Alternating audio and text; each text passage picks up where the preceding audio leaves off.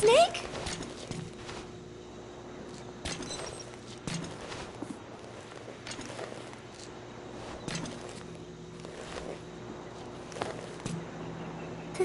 Thank you. You were always so kind to me, Snake.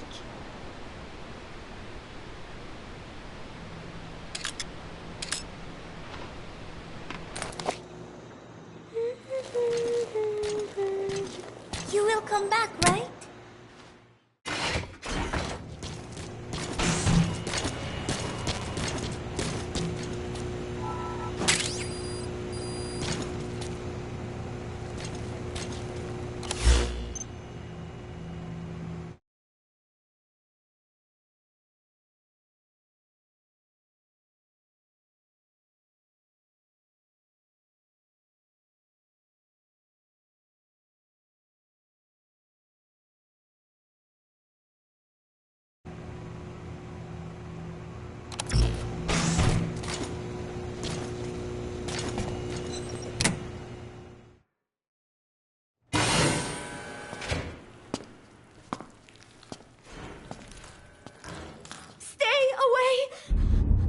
Pass!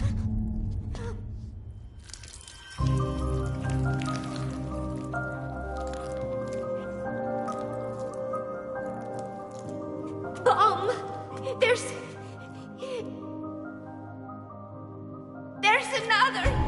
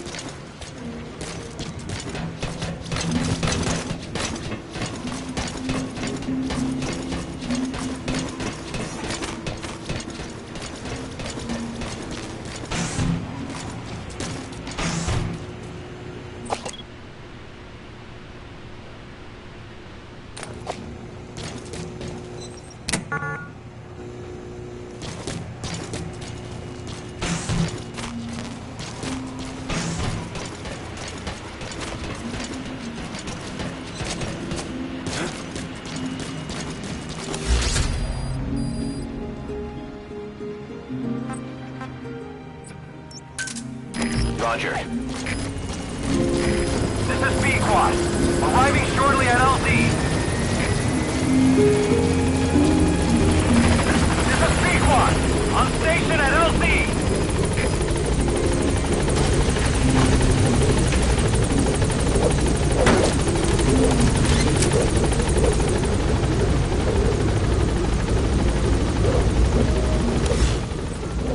Gaining altitude.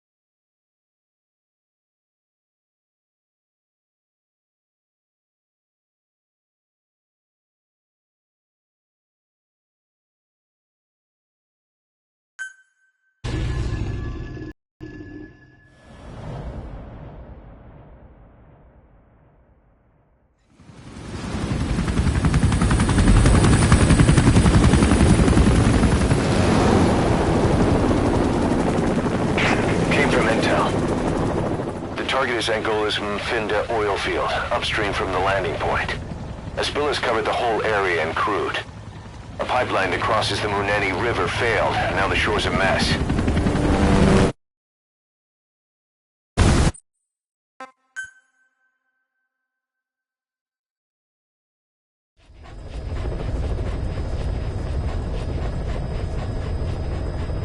The oil runs to the pipeline from that facility. Taking it out should end the leak. The client this time is an environmental NGO. Destroy the facility. Stop that leak. This may seem like straight-up philanthropy, but there's another reason we agreed to it. The Mfinda oil field was outdated. Abandoned. Then the rebel group United moved in, taking it upon themselves to kickstart operations. United's been rapidly modernizing its arsenal. Rumor has it someone's been selling them U.S. military hardware. Intel's analysis suggests the broker's a front company, Cyphers. Keeping tabs on United could tell us who's pulling its strings.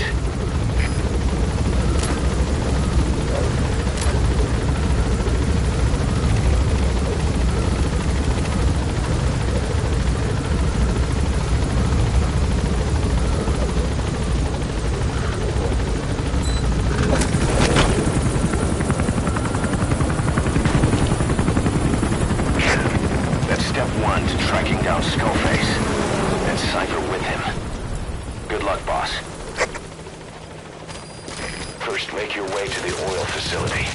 It's to the north, past Kuala Yamasa. The war industry we started has taken a pretty crooked course these past 9 years. With no other options, soldiers have become dogs of war, sent to conflict zones as private forces, or PFs. Guys we fought alongside are dying all around the globe for no reason. No banner. But it's how they survive. The demand for PFs here in Africa is especially high. Cold War standoffs, resource exploitation, tribal clashes. What's big business for developed countries has only brought conflict here. That mess you're standing in is just the latest example. You've arrived at Masa Village. It's been turned into a supply hub for UNITA, meaning it'll be stocked with weapons and resources. Should be a thing or two that'll come in handy. Don't be shy. They deserve to be in better hands.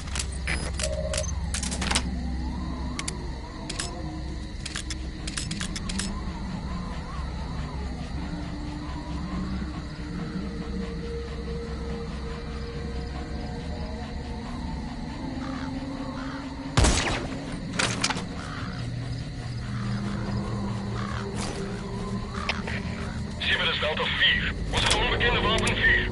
Positie onbekend. Oor. Dat is CP, begrijp. Alleen jullie. Hou wacht en vast enige indringers. Uit.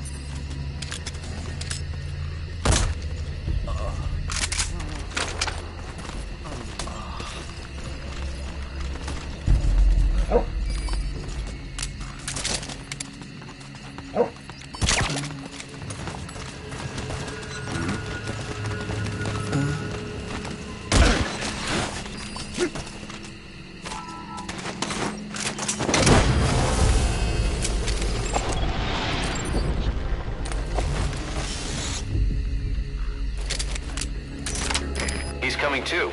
Roger that.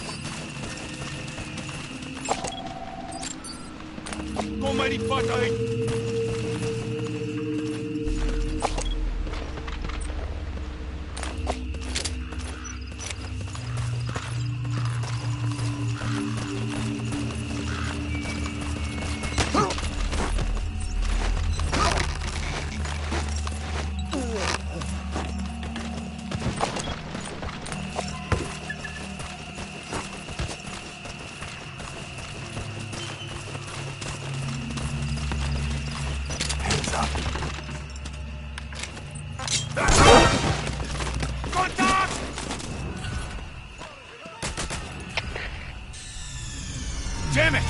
Mission's a failure.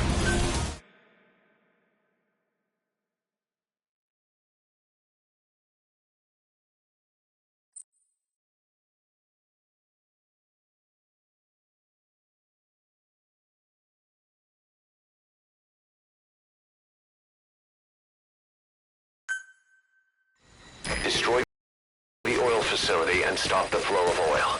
Head north through the village, and you'll find the facility further on.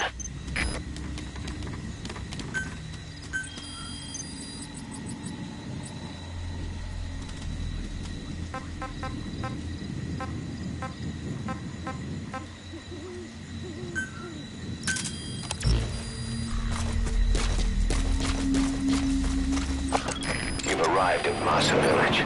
It's been turned into a supply hub for UNITA, meaning it'll be stocked with weapons and resources. Should be a thing or two that'll come in handy. Don't be shy. They deserve to be in better hands.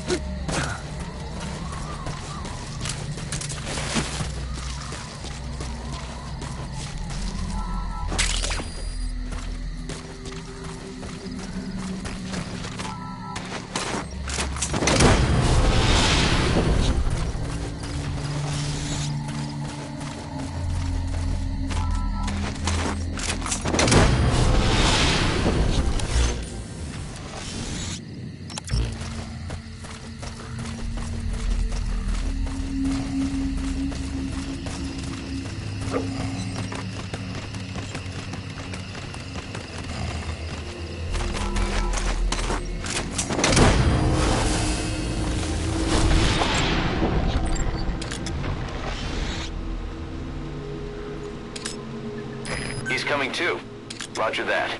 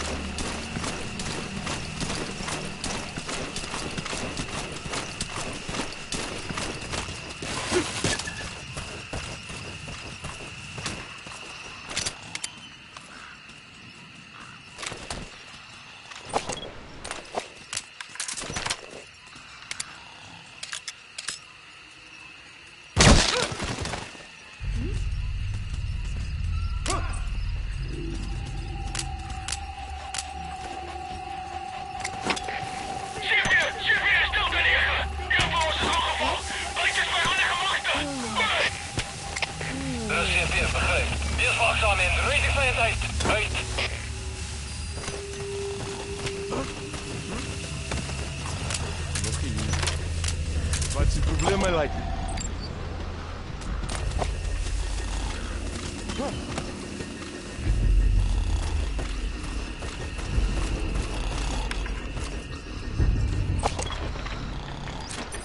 Children. Child soldiers. Boss, do not hurt any child soldiers. If you do, the mission is over.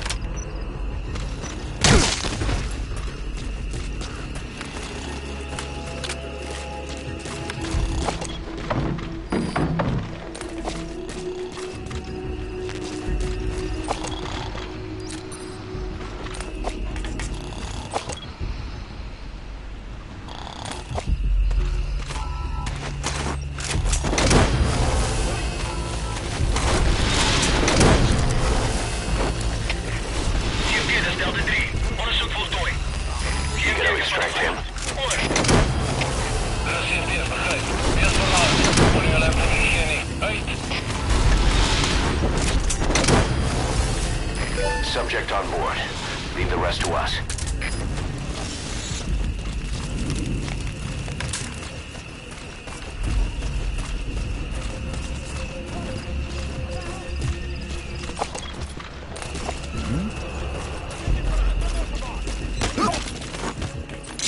Spit it out.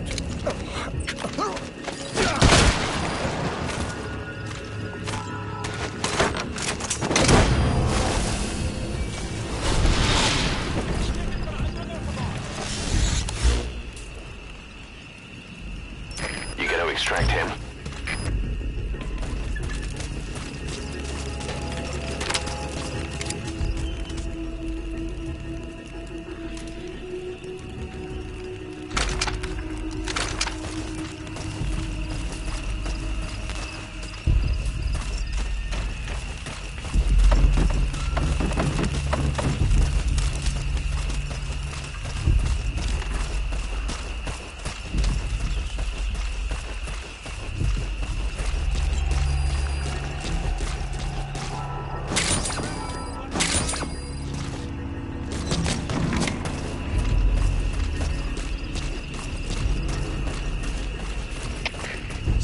Das Delta-1, iets 24 graden. Je moet ons teruggaan. Goed. De CP, begrijp. Bescherm securiteit en wees wakker. Uit! Speak.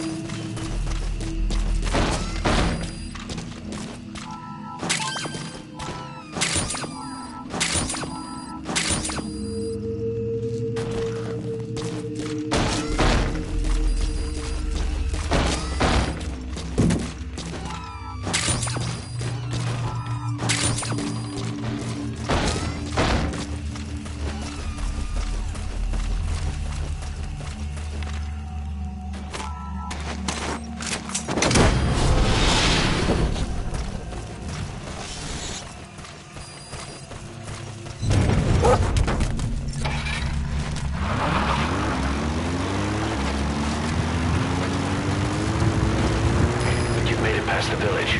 Continue heading for the oil facility. It's located upriver.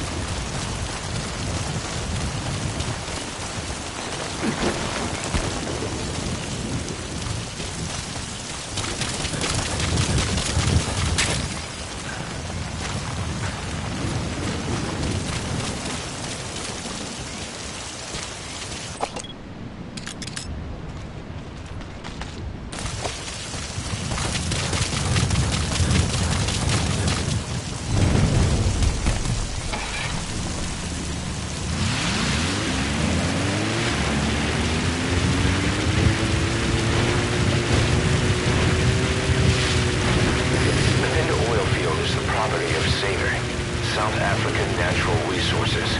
Saner drills oil wells wherever they can throughout that region. And when the oil dries up, they abandon the facility. Then it's only a matter of time before the aging equipment starts leaking crude. That means United's takeover is the perfect cover for Saner. Now they can blame the spill on a bunch of oil thieves. However you look at it, Saner's far from squeaky clean.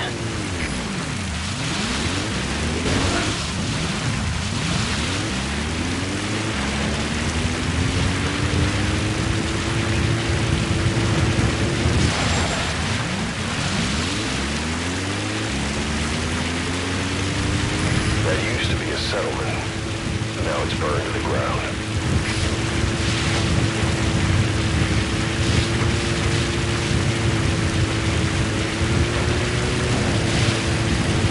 There it is. The oil facility. To stop the leak, you need to shut down the oil transfer pump and destroy the oily water separator tank. The details are on your iDroid.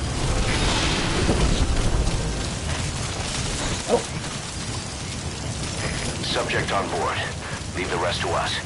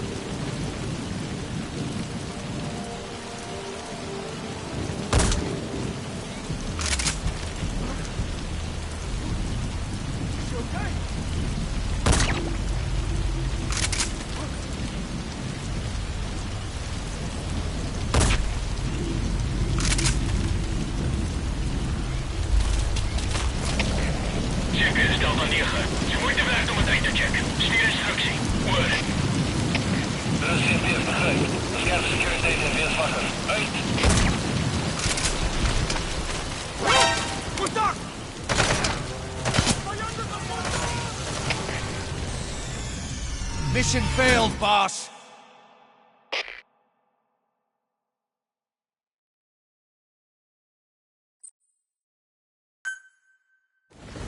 Destroy the oil facility and stop the flow of oil.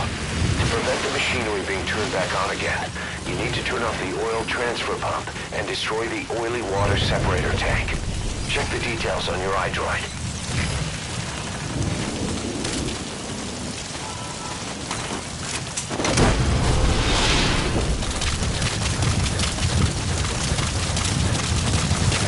Subject on board. Leave the rest to us.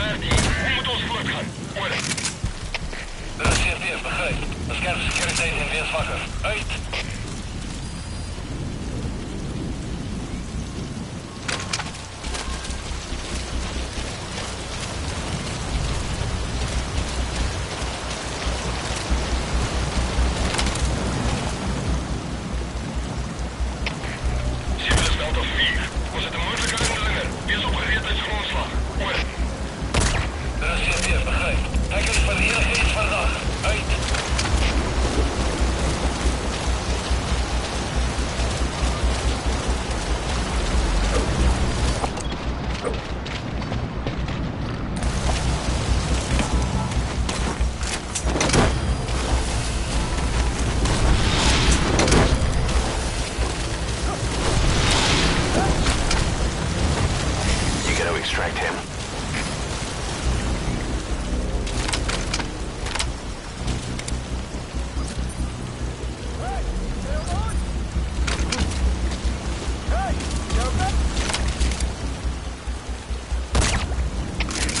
GPS Zulu 7. Iets moeite waard om uit te checken. Stuur bevel. Oor. Er is GPS, begrijp. De scherpe securiteit in weerswakker. Uit.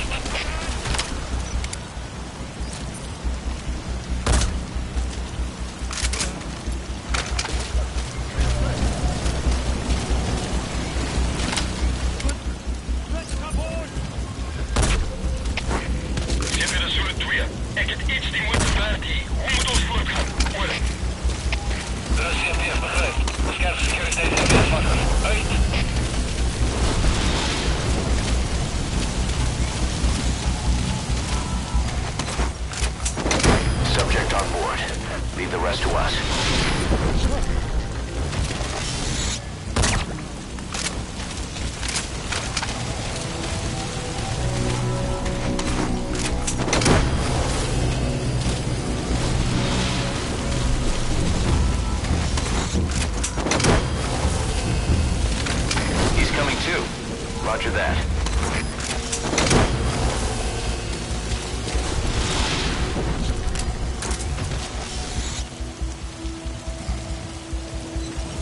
Subject on board.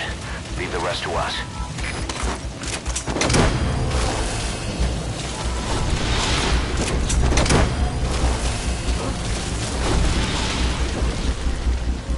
He's coming too. Roger that.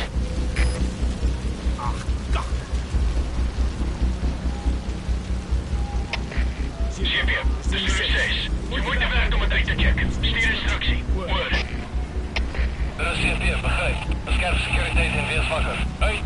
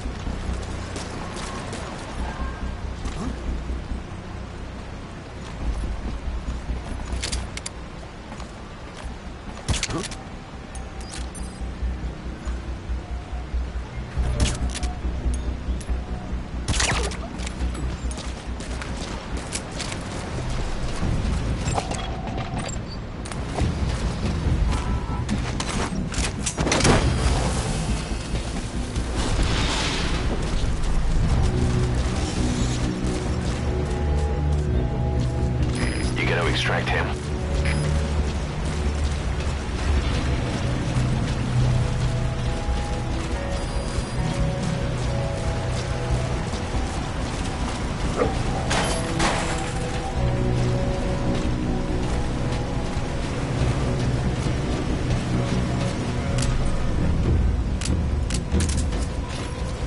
Destroy that separator tank. You'll need to use explosives. Got any C4?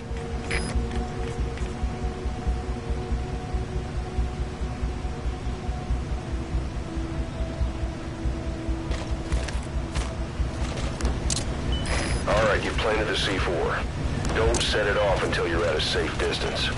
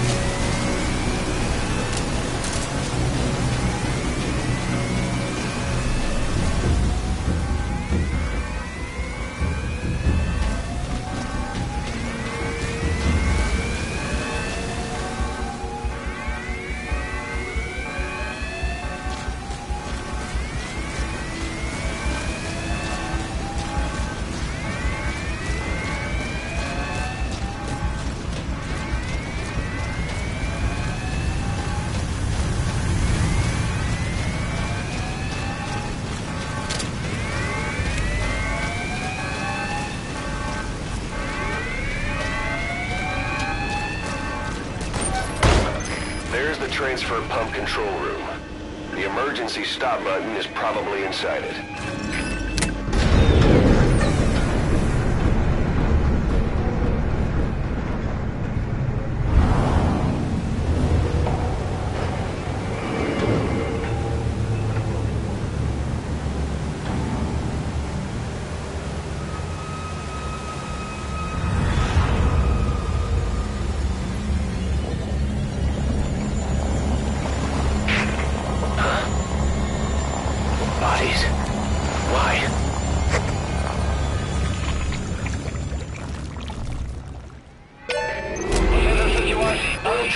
Alarm shutoff confirmed.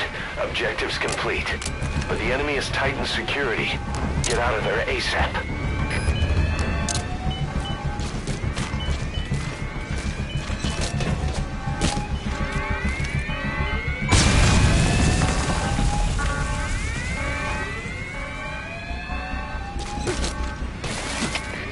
CP, dat is Delta hier. Ontploffen gooien. Schade onbekend. Goed. CP, begrijp. Alle eenheden, hou wacht en punt hier indrukken. Uit.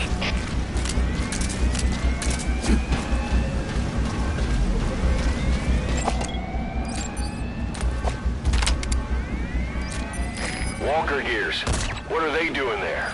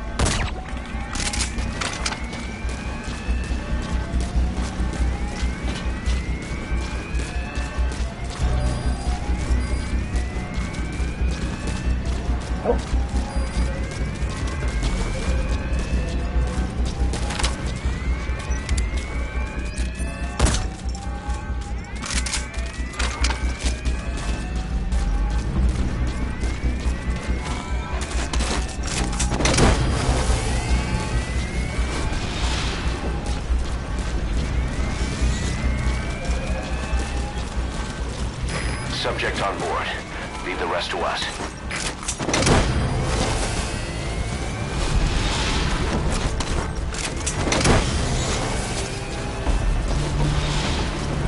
You gonna extract him?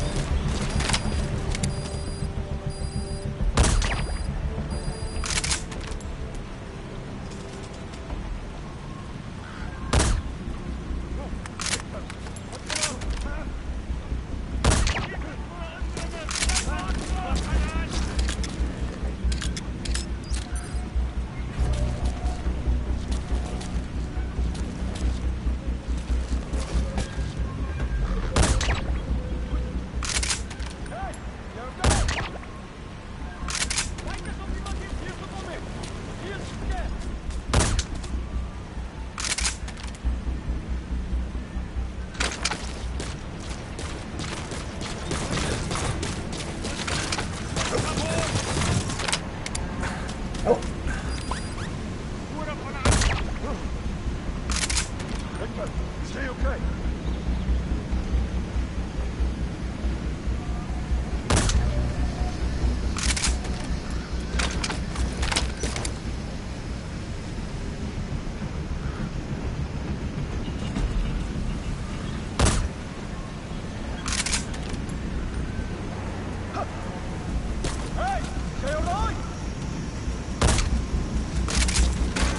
Looks like the road's been sealed off. See any way around?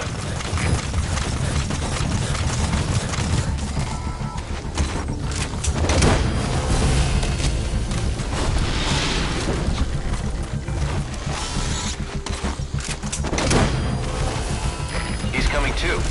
Roger that.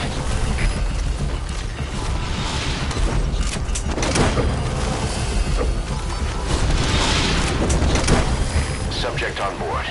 Leave the rest to us.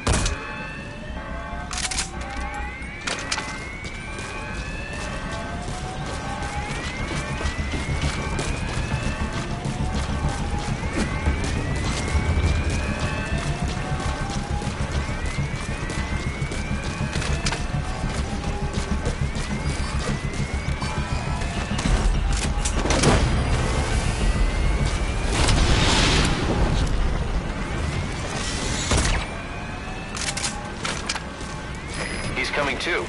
Roger that.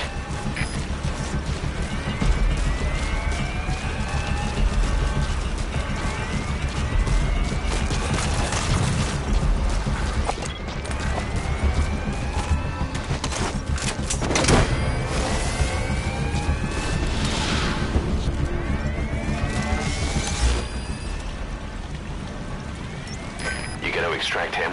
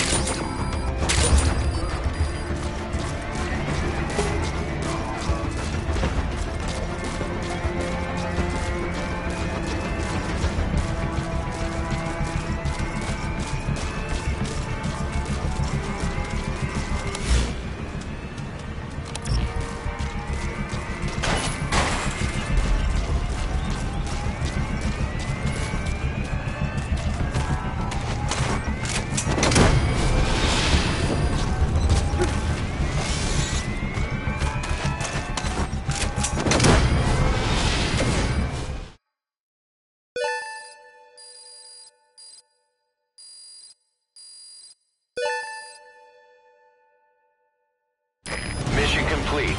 Great work.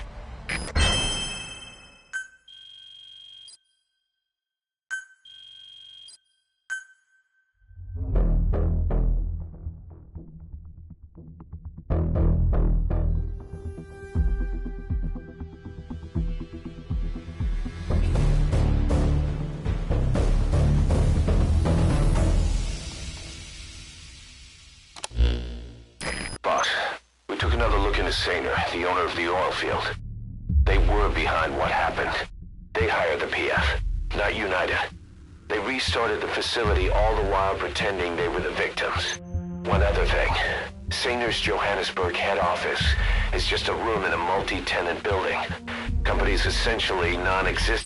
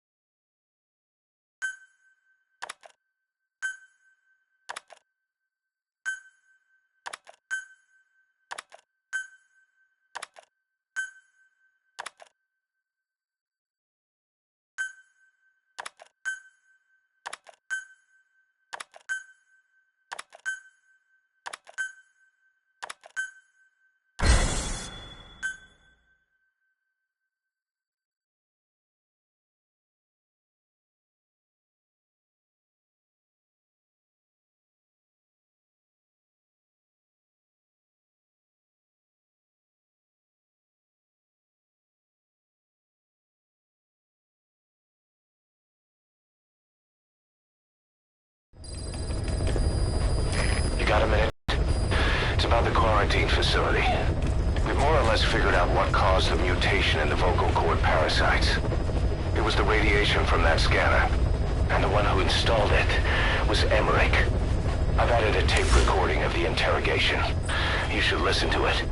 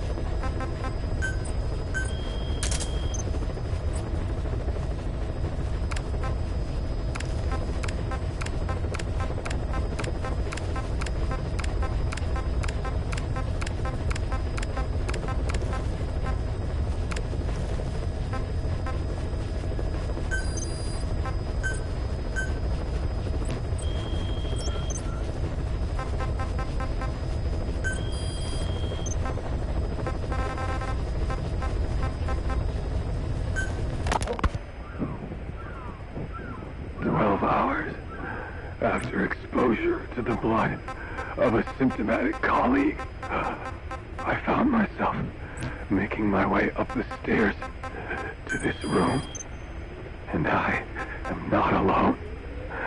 Everyone who's infected, we've all come up here wanting to get outside.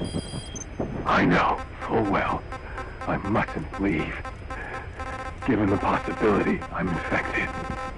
Yet, I can't contain this urge I feel inside me, like the alcoholic who tries to make any excuse for one more drink.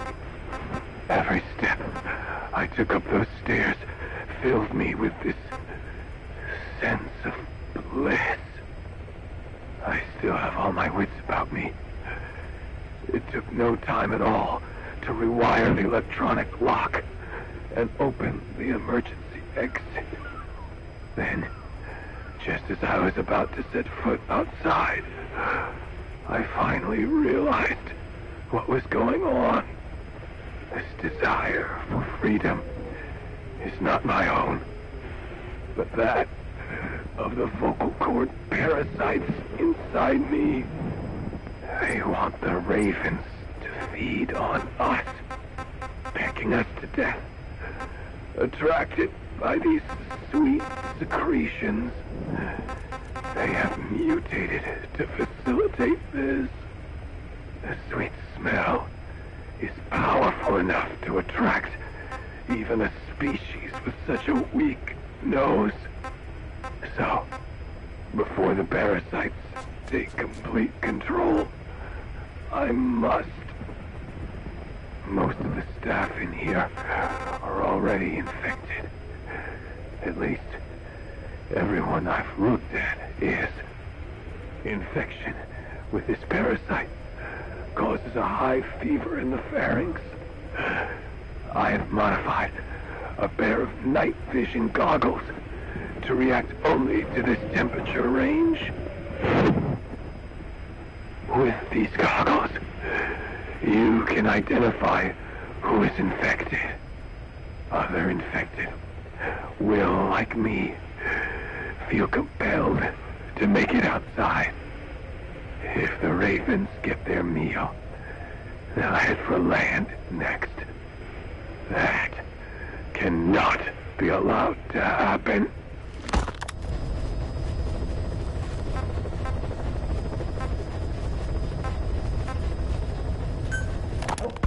The whole idea of the vocal cord parasites was that they'd only copulate once exposed to a specific language over time. that the parasites infecting our men in the laboratory laid their eggs straight away. The larvae were eating their lung tissue almost immediately. What kind of mutation was it? Those who were infected and cured still carried the vocal cord parasites in their throats. They were still there, but the males had been rendered female by the Wolbachia, and copulation could not occur. So we thought, but it is the Wolbachia that mutated. Not the parasites? You remember I told you the Wolbachia attempts to maximize its number of female infected hosts? Yes, hence the male-to-female transformation. Precisely. But other Wolbachia strains use different methods. Cytoplasmic incompatibility, killing the males, and parthenogenesis. Parthenogenesis? Aphids? Aphids use that to reproduce via females only. Very good. The females lay their eggs without a male present, creating clones of themselves in explosive numbers. Parthenogenesis was originally a means for an organism to take maximum advantage of abundant resources by increasing its numbers. Certain strains of Wolbachia force this to occur, to create more and more infected females. And that's why our men develop symptoms in the blink of an eye. Wolbachia causing parthenogenesis is common in parasitic wasps. Of course, the Wolbachia I introduced to your men did not have this characteristic, but I believe the mutation, whatever it was, caused it to force parthenogenesis in its host, the vocal cord parasites. The Wolbachia we used to prevent egg laying became the agent of limitless reproduction. There's something else. The symptomatic infected in the laboratory all wanted to get outside, even knowing there was napalm waiting for them out there. You said the parasites made them act that way, but parasites controlling humans. Is it possible? Parasites altering the host's behavior is a common occurrence in the world of nature. Long ago, the vocal cord parasites had this ability, but even I never foresaw they might control humans. Until I heard the things your man said. You mean the researcher on the top floor? The bit about, I'm not a snail. Yes. Among parasitic worms, there is a genus called Leucochloridium that uses snails as intermediary hosts. As you know, snails prefer dark, gloomy environments. But once parasitized by Leucochloridium, they desire to be in the light. And that is not all. The parasitic worms thrust themselves into the snail's antennae, making them swell to abnormal size. The snail, meanwhile, frantically wiggles its antennae as the parasites squirm inside. The swollen, wriggling antennae soon resemble caterpillars. I don't get it. It is so they can be eaten by birds. Leucochloridium needs a bird as its definitive host. To breed, they require their snail host to be snapped up by a predator. So they make the humble snail appear to be a delicious caterpillar and lead it to somewhere in open sight. So you mean the staff trying to get outside was so the birds could pick at them. The parasites altered their mental state, making them crave higher places and to be outdoors. I can only surmise that both the Wolbachia and the parasites mutated before the ancestors of the vocal cord parasites infected humans. Their hosts were birds. What we saw in the laboratory was some throwback to that time. The parasites attempting to make birds their intermediary hosts. It sounds insane. A praying mantis that is host to a parasitic hairworm will dive into water and drown itself, just so the hairworm can lay its eggs in water. Rats infected with Toxoplasma gondii lose their instinctive caution and run right up to cats. Just some of the many ways parasites control the host. But we're humans. Surely our minds are too complex for that. I thought just the same. Free will is what makes us human, so it never occurred to me that the parasites could be controlling the symptomatic. But the mood, the will of a person can be easily affected by the balance of their cerebral substances. Take the toxoplasma I mentioned. It does infect humans, and it is thought the infected develop a more reckless attitude. But to think that mutations occurred in both the Wolbachia and its parasite hosts... Your observation is most apt. Both mutations occurring at once indicates the presence of a powerful mutagen. I see. Keep working on narrowing down what it was.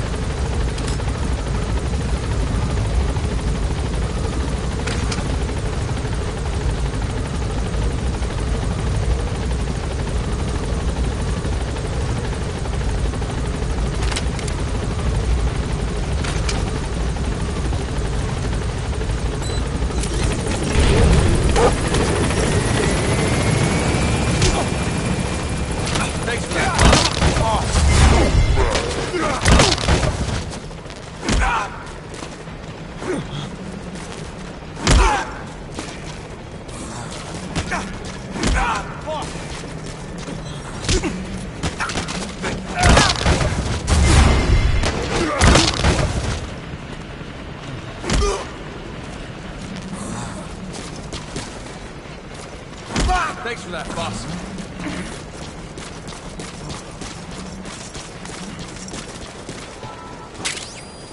Thanks, boss. You don't have an additional plan.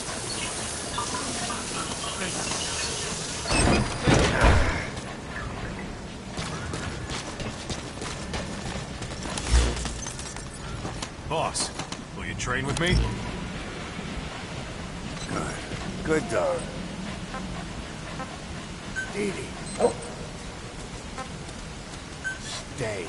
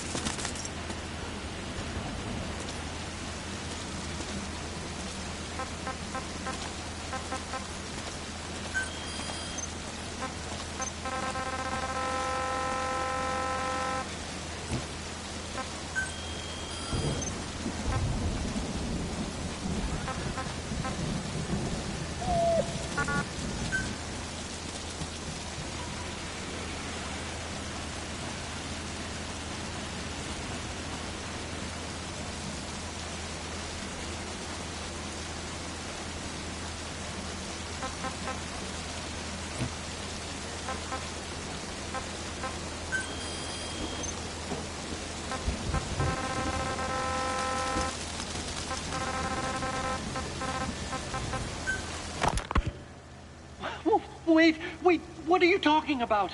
Just what do you plan to do? Present the charges against you and render an appropriate punishment. You're gonna put me on trial?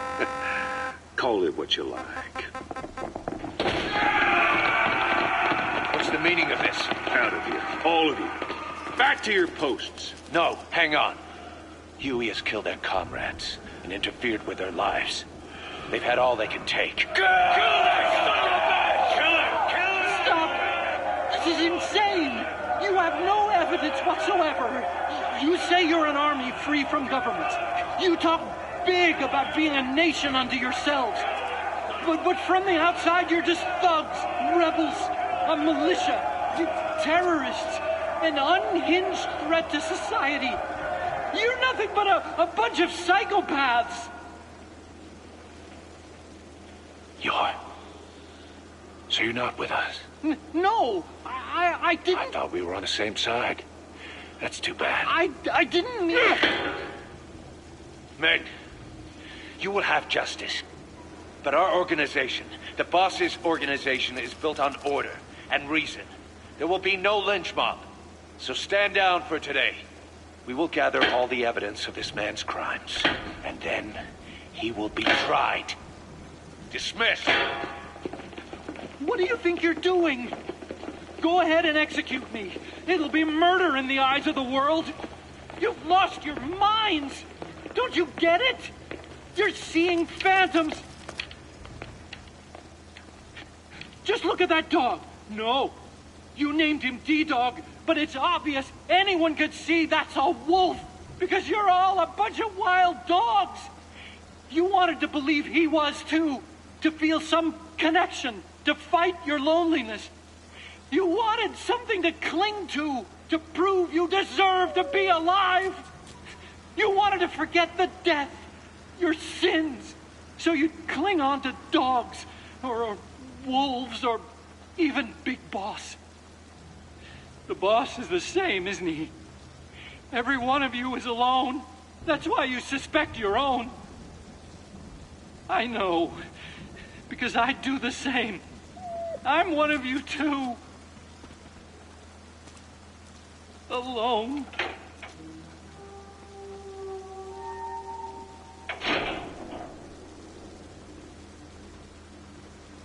Open your eyes!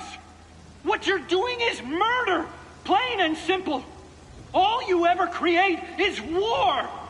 War and violence can never lead to peace.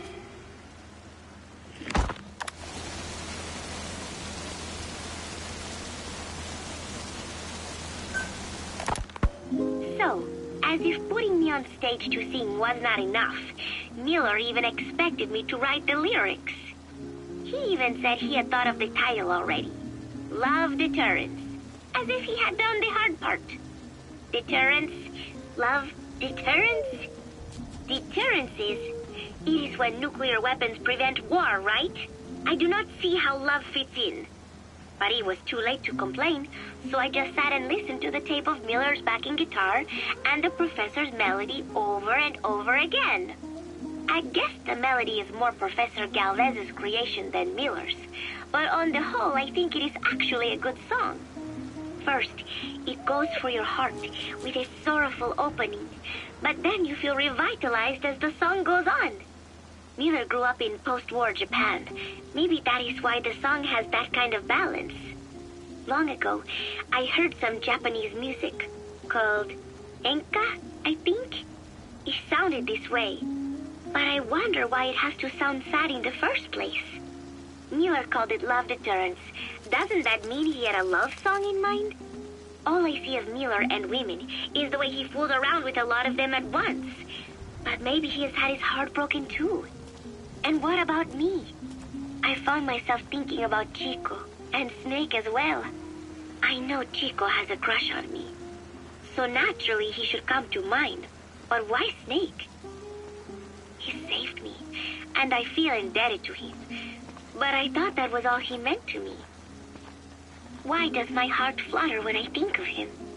It is embarrassing to be unable to control this emotion. There has to be a way to suppress it, to forget it. But Maybe that is what love deterrence is? With that thought in mind, I went to my desk and began to write and write. Just 3 days left until Peace Day. I finally had a decent draft of the lyrics, so I showed them to Professor Galvez first. He liked them. He said I had done a superb job capturing the sense of a young girl's troubled heart. There were 1 or 2 lines I thought needed brushing up, so although he said lyrics aren't my specialty at first, he gave me some advice. Everything he said made perfect sense. When I tried putting in his changes, they made the song feel deeper, more sincere. That is the professor for you. He always has the answer. With the lyrics finished, I was ready to show Miller. He does not often take things seriously, but all of a sudden, he was saying, "Paz, you have the soul of an Enka songwriter." And I did not even listen to Enka all that much. Maybe I am pretty talented after all. But still, it took so much time to write the lyrics that there is hardly any time left to rehearse before Peace Day. The 3 of us rushed into the makeshift practice studio on Mother Base to see how we sounded together. Miller strummed away with a big smile on his face. I sang the main melody, and Professor Galvez improvised a backup melody. I know the professor is smart, but is there anything he cannot do? And Miller's guitar playing sounded a lot better now that he stopped singing. But I can hardly criticize his voice. I thought I had learned the song well enough listening to the tape as I wrote the lyrics, but I had trouble with the pitch and kept missing the rhythm. I have to practice, but there is almost no time left. It is just 3 days until Peace Day. Wait, I thought there were 3 days left before. I went and checked today's date with Miller and the professor. The date has not changed. It is the same day. Something is strange. Am I reliving the same day?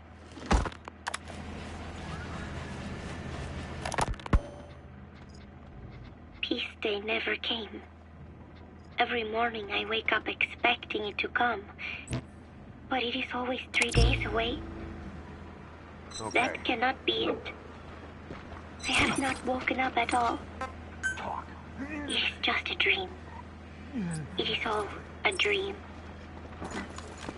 I am in it, and you are in it too. I am the dreamer, but you are having my dream. Do you get it now? You do, don't you?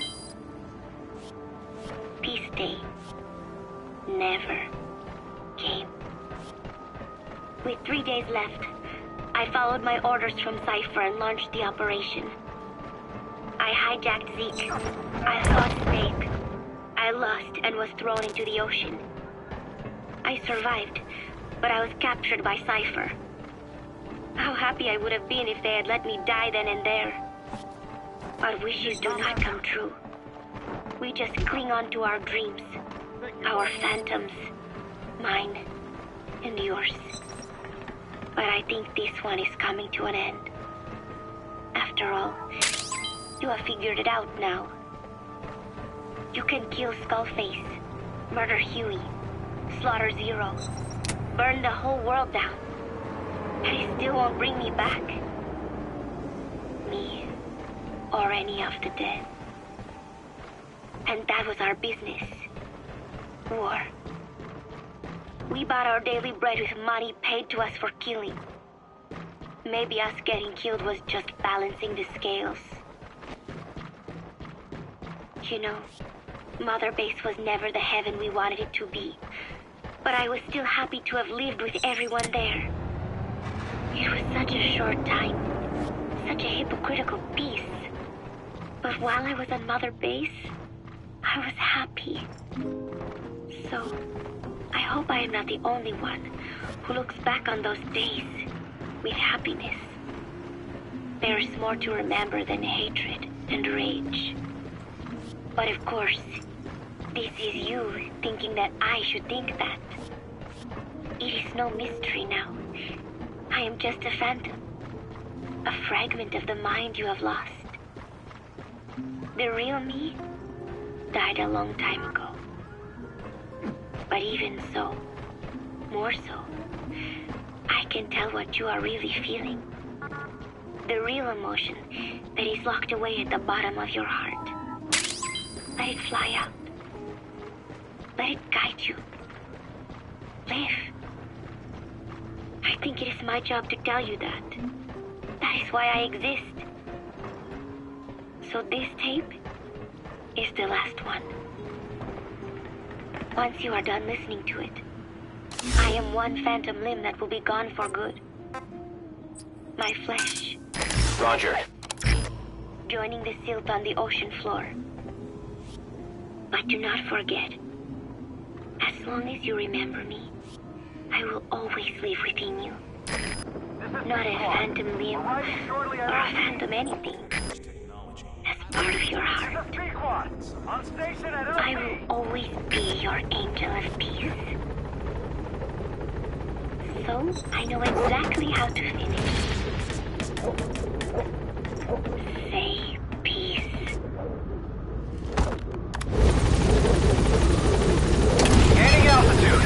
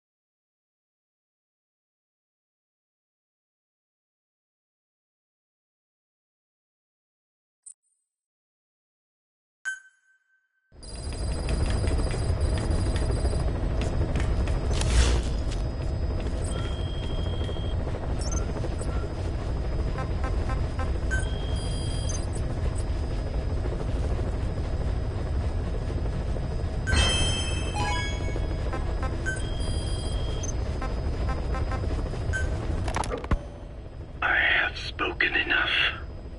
Your men can take it from here. Will you permit me to rest? Have something to eat? I thought you don't eat.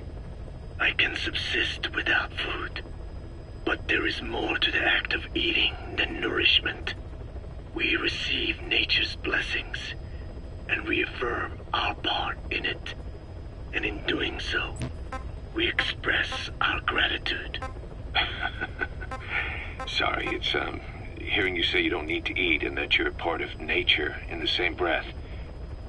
Anyway, what can we get you? Not exactly a 5-star restaurant, but the kitchen's used to serving a lot of different appetites. Hamburgers. Hamburgers? Even we Dinne have become Americanized. I eat them often back home. And you just can't let them go. Well, as far as symbols of the American Empire go, hamburgers are pretty good. The victory of capitalism.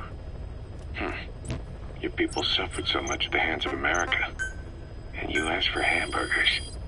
We have suffered more than you can know. But I do not see hamburgers as an accomplice. A single dish, providing a balanced helping of nature's blessings. Meat, grain, and vegetable. How could anyone hate such a magnificent thing? Says the guy who can survive on photosynthesis. Balance has nothing to do with it. You just like a good burger. That is also true. Be warned, though. I have very high standards. Don't worry. I do too. All right, then. One good old-fashioned all-American icon coming up. I look forward to it.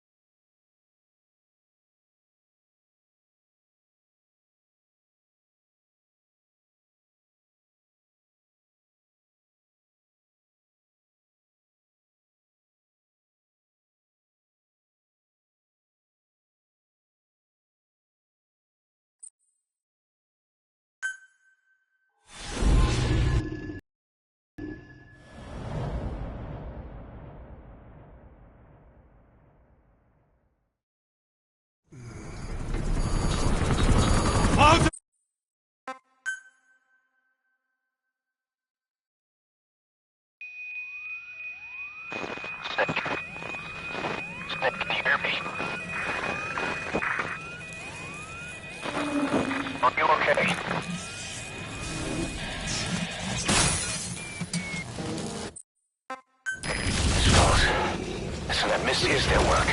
We won't be able to send in another chopper for now. Boss, you need to eliminate the skulls. We cannot lose Code Talker. Don't get too close to that weird gas. It'll disable vehicles and walker gears.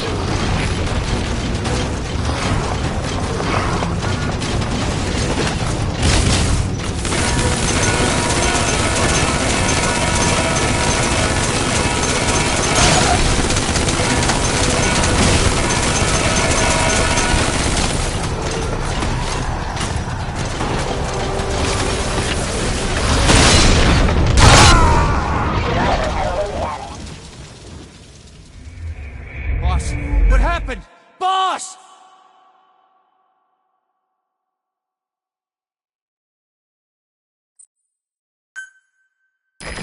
Skulls.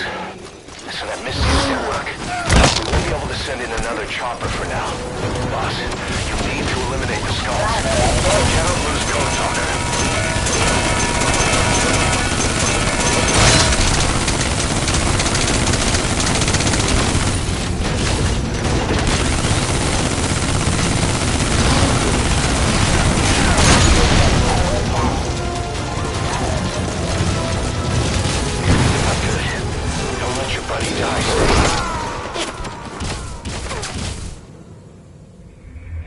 Boss, come in. Boss?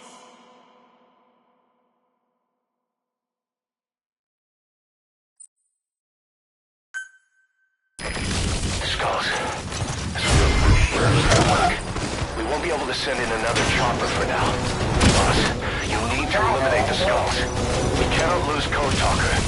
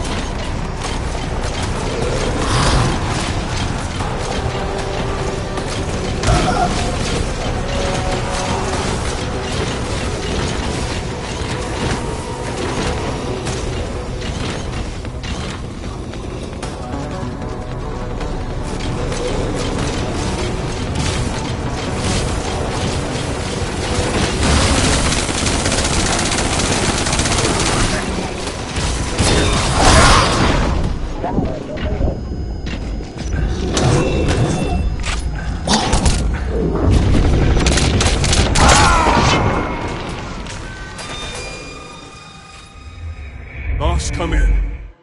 Boss?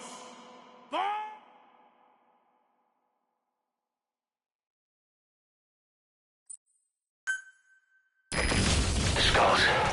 This is their work. send in another chopper for now. Boss, you need to eliminate the skulls. We can't lose Code Talker.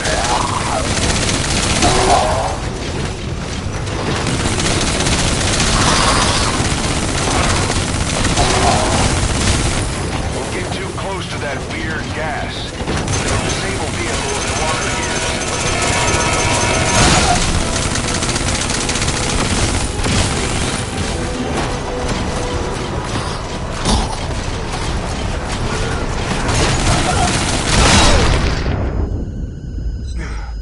Driver disengaged.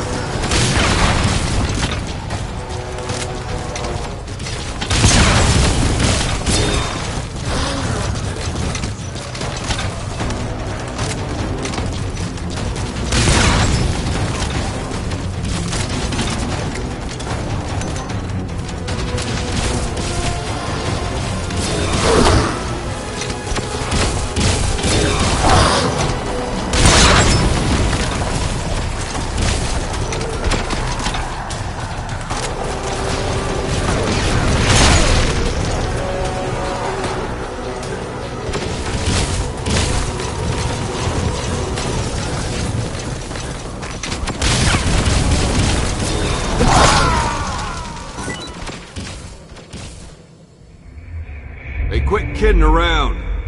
Snake? Snake!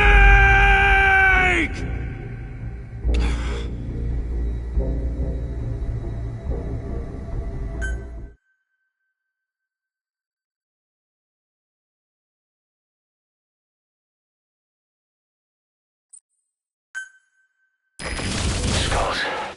So that mist is their work. We won't be able to send in another chopper for now. Boss, you need to eliminate the skulls. Cannot lose Code Talker.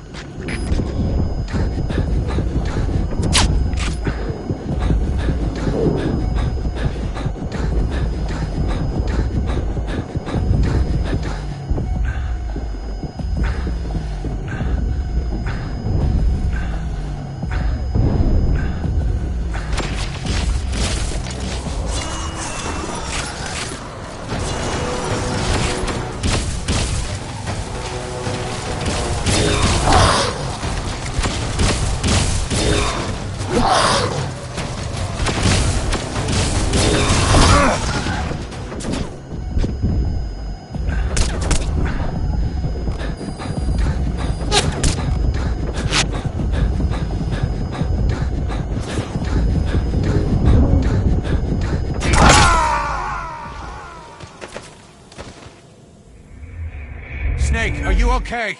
Snake!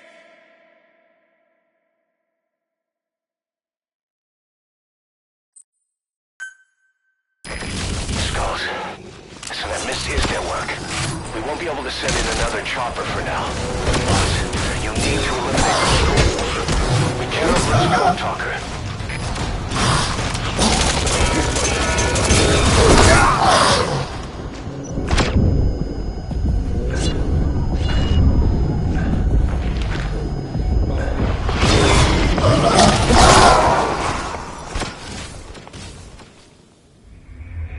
Snake, talk to me! Snake! Snake!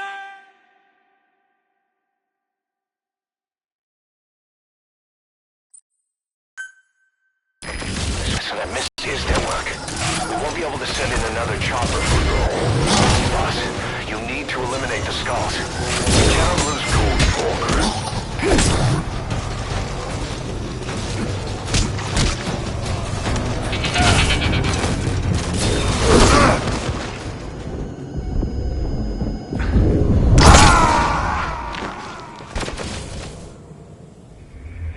Snake, talk to me! Snake! Snake!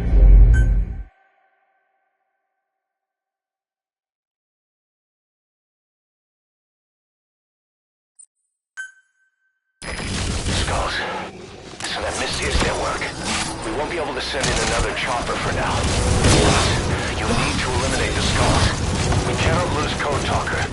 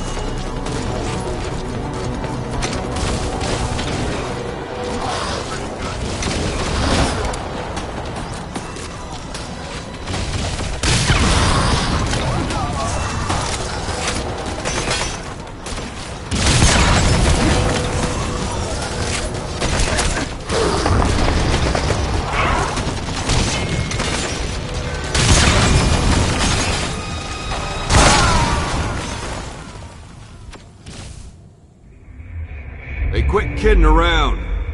Snake? Snake!